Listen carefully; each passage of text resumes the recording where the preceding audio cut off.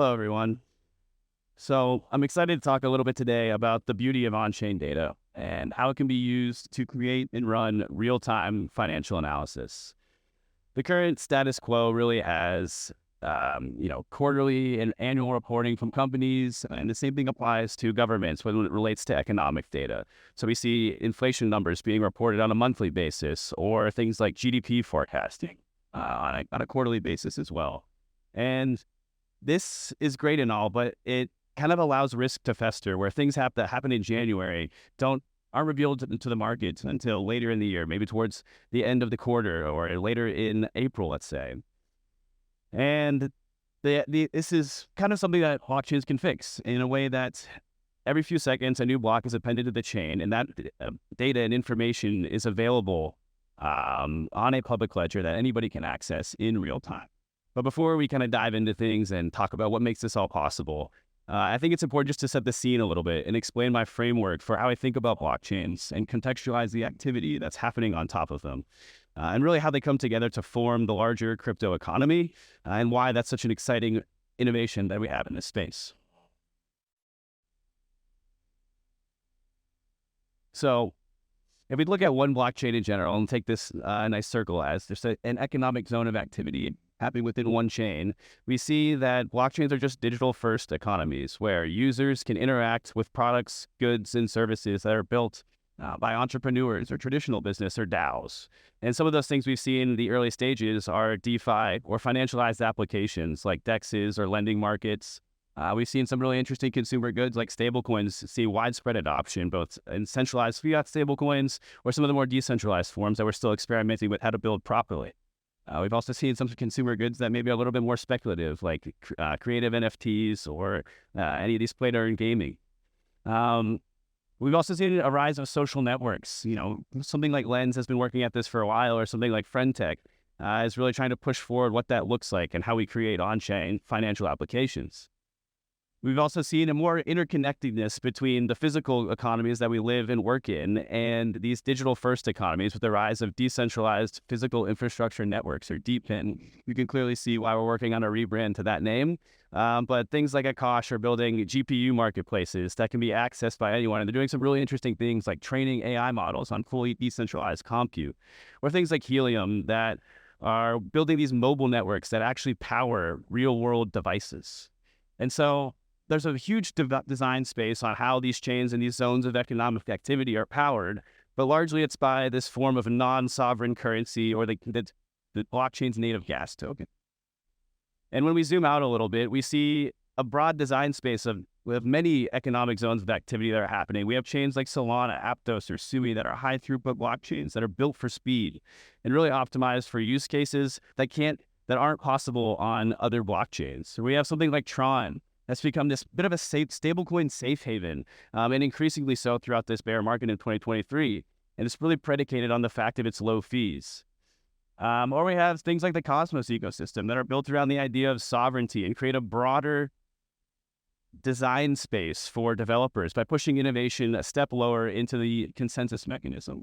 And really what we see as interoperability solutions come and continue to improve, that these networks really aren't that disconnected and aren't that siloed. We have things like IBC. If this becomes a further standardized communication network, then maybe we can connect all the blockchains through this, or things like zero-knowledge proving, which creates this richer bridging mechanism that we're seeing today come through Ethereum and its L2s.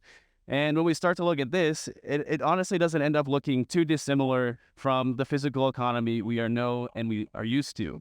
The core differences are really just the ideals that blockchains are built atop of.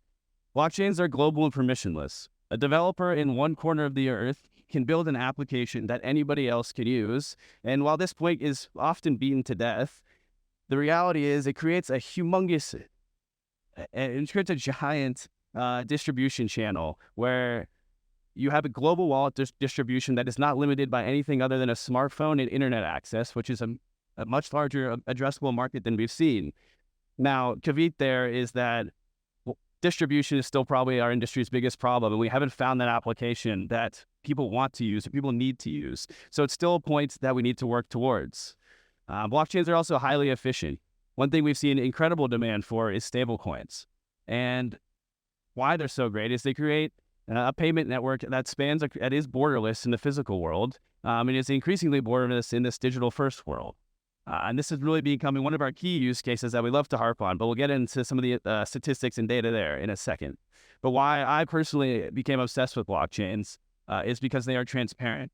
Anybody can check the state, what change did, and who's playing a role in that ecosystem. And that's why things get exciting for me. And ultimately why that matters.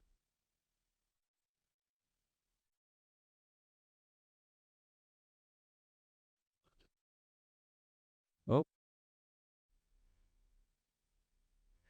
And ultimately why that matters is because it allows users and investors and economic participants to better manage their risk and understand what's happening at different layers in the stack. So it gives this like economic pulse check. We see, again, these reported numbers on like GDP or consumer savings or consumer spending tell you a lot about what's going on in these physical world economies. And there's parallels that we can draw to on-chain activity and what that means for these smaller but still substantial economies. If we go down a layer into the applications, the reality is we get real-time financial statements for products that are mimicking companies. We don't really love calling them that in that industry, but on-chain protocols are truly just businesses being built on-chain. And that's why this gets really exciting, is because we don't have to battle this quarterly reporting from the entity itself. And of course, there's like accounting practices that make these things standardized, but the much better alternative is what we can do on-chain by building these things in real time in open access. And this gives the ability to go even a step further into individual address statistics. There was a great event just a couple of days ago where MakerDAO had to refill their USDC PSM by recalling some of their exposure to the Coinbase fault. And that's a $250 million on-chain transfer that we get to see in real time and watch the risk management of the MakerDAO and assess how, as an investor, if that's something you'd be interested in tolerating. Another example of an individual health metric would be what happened to Aave not too long ago when the Curve protocol founder had a significantly levered up position on his assets and had to delever these things in real time. All of crypto Twitter was able to watch that and give their opinion on what was going on and what DAO was that bad for. How did that affect the protocol? How can you change things going forward? And then we had Aave's service providers hosting the forum saying, hey, here's the risk parameters we need to change to contain this. And there was great discussion going on how that could be implemented in a real-time basis. And that's what can be enabled here. So to get into the data of things, we want to zoom back into just one of our economic bubbles and really focus on Ethereum here for a second, just because it is the largest on-chain economy that we have today. And so we'll start with some things going on the layer 1 level and then kind of whittle our way down into the application layer itself. So what we get with base fees is this interesting analysis where in a post-EIP 1559 world, the base fee must be paid in order to have your transaction included in a block.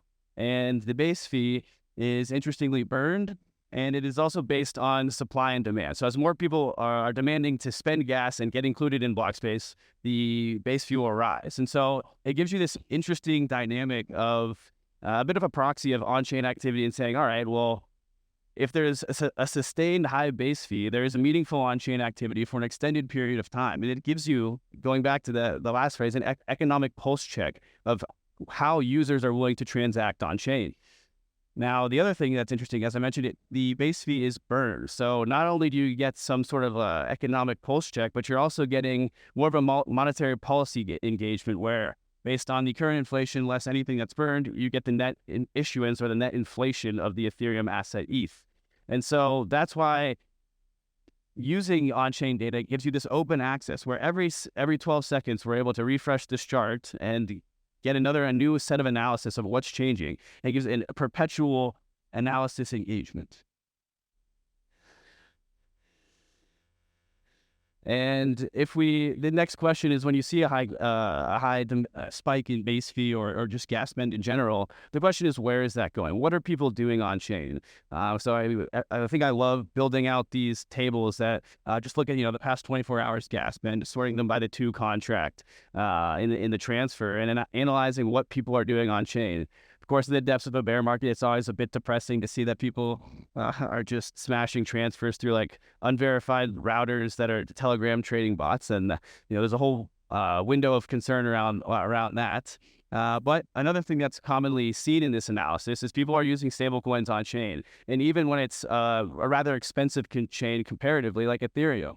Brevin Howard put out a phenomenal report a few months back that stated $11 trillion of stablecoin transfers happened in 2022 alone. That is trillion with a T. That is a massive number, and it cannot be understated. And if we zoom in and scope that down a bit and look at just USDC and just USDT only on Ethereum, and the reason for that is that's probably where any more user-based activity will be occurring. And you see things like SAP testing USDC transfers on Gurley right now. And that's why I'm kind of like using that as a proxy here, is because institutional adoption, it will likely happen in the US through USDC. But if we zoom back into this chart, we see that $5.7 trillion of value transfer happened only in this small window. And that gives you a good gauge of saying, hey, there is demand for this international value transfer that doesn't have borders. And it's exciting to see that happening within our crypto ecosystem that we're building. And so if we go further down the stack, we see that we take a look at layer 2s.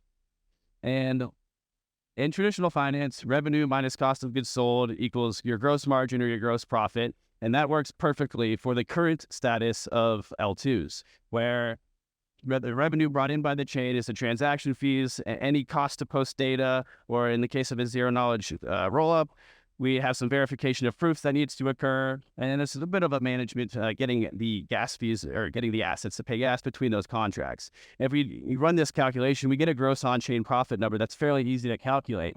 And what this allows us to do is on a day-to-day, second-to-second, minute-to-minute, hour-to-hour basis, we can monitor which L2s are getting traction in real time. Who's having to pay more costs? Why are they having to pay more costs? You can see that when you look at the cost side of things less than the revenue, you can see the differences between two different models, between optimistic rollups and zero-knowledge proving. And of course, the revenue is always interesting, but at the end of the day, what does your gross margin look like? What does that gross profit look like? And more importantly, how does that compare to your competitors?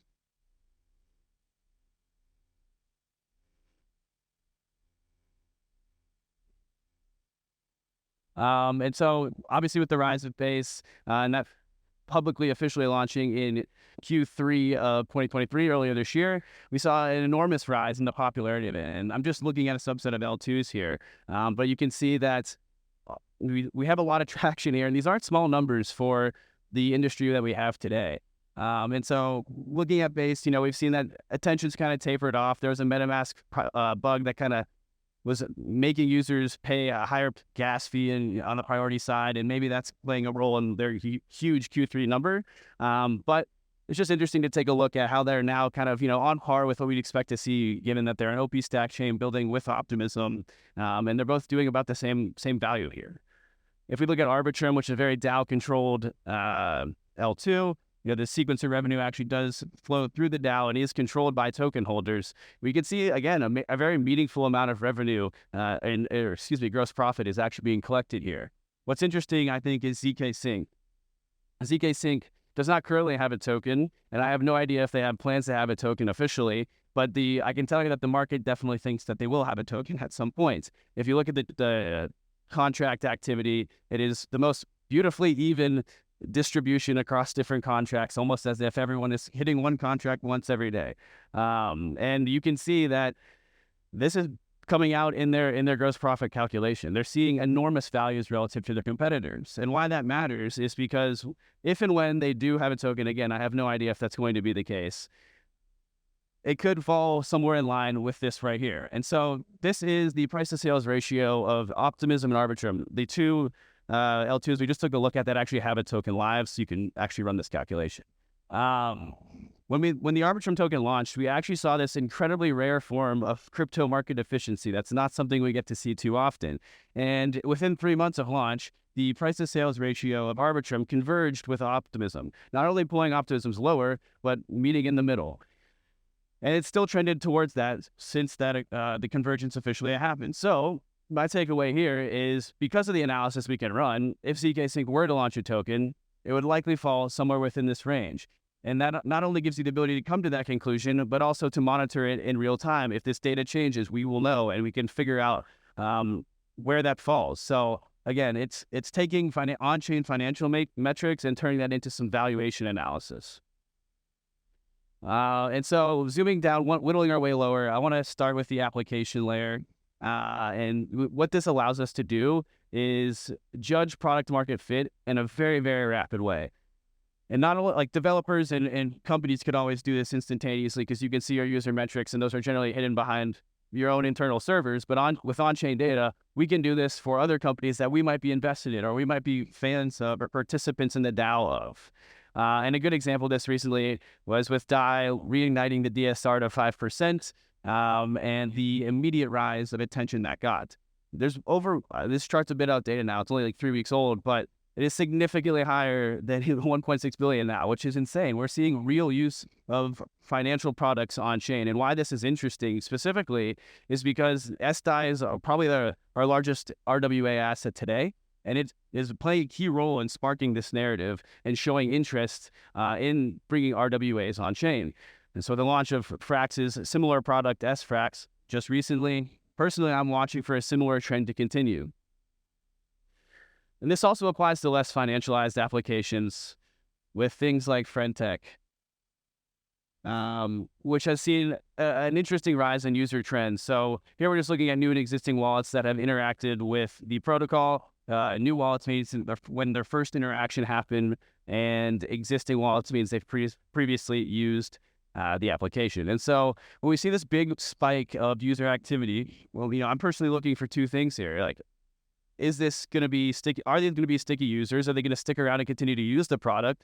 And as a developing team, how do they convert them and keep them sticky? An interesting analogy here I saw actually on Twitter the other day was comparing FriendTech to BeReal. I don't know about you guys, but I was like obsessed with BeReal for about 3 weeks. And that's kind of similar to how my FriendTech progress has gone as well. If you cannot iterate quickly enough to keep the users there, they'll leave. And another interesting thing here is this doesn't only apply to on-chain businesses or protocols. It can be fully off-chain entities that build something on-chain, turn on a revenue stream, and create an enormous amount of money. So a highly contentious thing, and I'm not giving an opinion on the ethics of it, but rather simply observing the fact that it happened, is Uniswap Labs turning on the fee of their interface fee for the front ends of the Uniswap protocol. Overnight, they turned on a $20 million run rate for their business. And it's at the end of the day, it's a bear market and they have employees and investors that they need to keep and make happy. So it's interesting to see this. But the beauty of this is we know exactly where those fees are coming from and can kind of make an assessment on the sustainability of them based on not only where they're coming from, but how they're being collected, what they're being used for, and ultimately who's paying them, the users themselves. So it's interesting to see that even traditional, full-scale, true companies with equity can actually build things on chain that still give you this transparent window into assessing. And all this kind of comes into culmination when we think about taking this to the extreme and building on-chain financial statements that traditional finance minds and the capital allocators of the world that hold trillions of dollars in AUM are used to seeing. This is an income statement in millions of dollars for Lido, powered by the great people over at Steakhouse Finance, just kind of turned it into a different format for viewing purposes. Now, we long talk about how on-chain companies or on-chain protocols can be these cash flow positive, very lean businesses because they don't have this huge amount of overhead. And what that really looks like in practice is Lido's a good example. They have a very interesting business model that has garnered a lot of attention over the last few months. And if we look at their net protocol income over the last few quarters, there's a clear trend towards profitability. Now, there's a couple of things to pay attention to here is their cost of revenue is, of course, taking the 10% yield and splitting that 5% between the DAO and 5% through the node operators. So your gross profit will inherently always be a positive value. The interesting thing is where the operating expenses come in. So one of the key things that's important to know with a staking token is the liquidity is phenomenally important. You cannot have that as part of the quality of your product is keeping that peg 1-to-1. And now that we are post withdrawals on Ethereum staking, and if there's a massively deep liquidity for staked ETH, it's interesting to see that, maybe we can stop spending so much on liquidity incentives and start, growing into a more mature business and cutting our OpEx. And all of this, again, is possible through on-chain data. One more quick analysis here on on the Lido income statement would be, we just recently saw them deprecate their Solana support, and we haven't really seen them make a significant push into the Cosmos ecosystem, where there's an abundance of proof of stake assets. I think DYDX just launched their V4 Cosmos app chain. Stride's already making governance posts about how they're going to support this, and that's an incredibly exciting asset. And Lido has kind of backed away. My personal speculation here is, well, they're taking a lot of heat for their 33% allocation of staked ETH. Maybe this is some alignment play. I'm not sure, but I do know that only paying attention to one ecosystem as a staking provider kind of limits that top line number and what that net revenue can really be. So it'll be really interesting to kind of watch those dynamics play out. But ultimately, like the why of all this matters is, and what transparency enables is really trends to be identified earlier, risk to be managed and adjusted earlier, and most importantly, investors to be making informed decisions earlier. And at Blockworks Research, this is really what we spend a lot of our time thinking about, and how we can kind of bring these insights to our users and subscribers through our written long-form research, our short note flash notes, our governance product, and most importantly to everyone in this room, and myself included, is our analytics product. So I guess I'll leave you with a closing thought. That the revolution will not be quarterly reported. It will be monitored in real time. So thank you.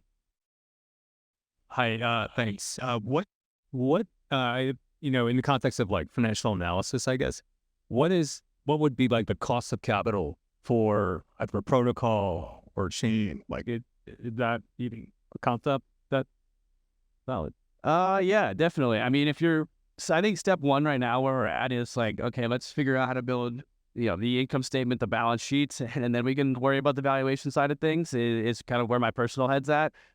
Being that we're so deeply in, more on the venture side of things, you're going to have to see cost of capital. I don't think you're going to do like a weighted cost of capital analysis. I think you're going to have to kind of do a more built out approach where you're just injecting a premium onto that at the end of the day. It's kind of a lame answer, I know, but it's kind of where we're stuck at, given the nascency of this industry and the risk that's ultimately injected into this. I mean, do I think crypto will disappear overnight? No, I think we're past that point, but we're definitely not past the point where things could fall 95% in a matter of months, and that needs to be captured in your cost of capital. Any other question? Another one there. Hi, my name's Casey from MetaMask. Work closely with one of my coworkers, Tam O'Donnell. Yeah, if you know, maybe if it's not me, it's probably someone on our team. I think I know who that individual is. Yeah. So last week I was actually talking with we were looking at this Uniswap Labs fee, and he mentioned that you guys are working. He said Blockworks Alpha. We're kind of focusing on the governance side of the DAO fee switch. So I know this has been like contested forever. Everyone has their opinions on it, but if you could share what you guys are looking at. Right, yeah. So I don't manage. We are Uniswap delegates, full transparency, and I think our team right now is still the people who manage the delegation is, again, independent from myself, and we have like differing opinions on what makes the most sense. So this fee switch, obviously, the interface fee switch and the protocol fee switch are, of course, two different things. And if you're not unfamiliar with those, the Interswap fee switch was activated by Uniswap Labs because they control the front ends that users interact with if they want to use the protocol in the most simple format. There are ways around this. You can, the Matcha aggregator, for example, the standard mode is free. There is no fee. And that will, vast majority of the time, route through the Uniswap pools because that is where the deepest liquidity is. So there are ways that are quite simple and honestly better for the user to avoid these fees. It's just, it's been kind of first nature for users to interact with Uniswap through their front end. So I don't have any specific, and I guess the other half of the story here is the Uniswap fee switch is a protocol level fee switch that takes a portion of the swap fee and routes it to the DAO or a DAO controlled address most likely. And so I personally don't think that there's been enough research around does turning this fee switch on make sense, because there's becoming a whole industry around the negative profitability of LPs. That's what we're seeing today with the concept of LVR, or loss versus rebalancing. Every DEX is trying to solve this problem right now, and it's hard for me personally to justify, hey, telling your LPs that are providing liquidity into your DEX and making a DEX possible, hey, we know you guys are, doing this, doing us a favor and participating. And instead of, losing 10%, we're going to take a couple of bips off your revenue. And you know what? You're actually losing 12% now. Like, that's a hard hurdle for me personally to get, but I do understand why people feel this way. It's just, for me, protocol revenue needs to be reinvested in growth right now 99% of the time. Especially with a token that's a pure governance token like Uni is. If you look at someone like, ironically, their competitor Curve, who has distributed over $100 million in protocol revenue to token holders, the Curve token plays a very, very important role within the Curve ecosystem. And that's why it makes sense to distribute revenue to the token holder, because in a lot of ways, without the token, there is no protocol. For Uniswap, the token holders are just kind of like there. It's really unfortunate that you have this like push and pull between the equity and token holders, between the labs equity holders and Uni token holders. But it's kind of like it's an unsolved problem yet. And so for me personally, it's hard to say we should take some of the swap fees away from LPs that are making our protocol possible and distribute that to the token holders today.